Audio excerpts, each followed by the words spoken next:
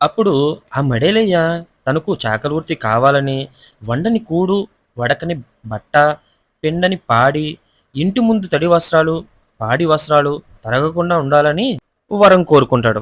దానికి ఆ పరమశివుడిచ్చిన వరం ఏంటి అనేది ఫర్దర్‌గా ముందు ముందు తెలుసుకుందాం. అయితే అది తెలుసుకునే ముందు మనం ఈ వృత్తిలో పడే కష్టాల గురించి, ఈ వృత్తి గురించి ఈయనడిగి తెలుసుకుందాం. Hi sir. హాయ్ అండి. మీ పేరు? పెద్దిరాజు అండి. పెద్దిరాజు గారు.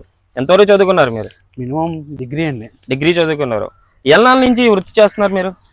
దగ్గరగా మా నాన్నలు, మా తాతలు, మా నాన్నలు ముత్తాతల కాడి నుంచి చేస్తూనే ఉన్నాయి. నాన్నలు, తాతలు, ముత్తాతల కాలం నుంచి కూడా ఇదే వృత్తి కొనసాగుతుంది. అవునండి. అసలు ఈ వృత్తి పేరేంటండి? చాకలి వృత్తి అండి. చాకలి వృత్తి.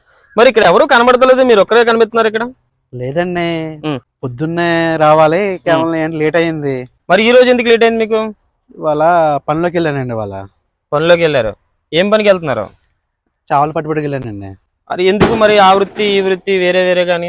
ఇంట్లో పరిస్థితులు పట్టండి.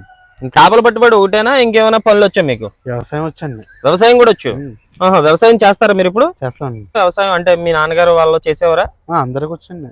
అంటే ఈ వృత్తే కాకుండా వ్యవసాయం, ఈ పనులు కూడా మీకు వచ్చు? వచ్చండి. ఓకే.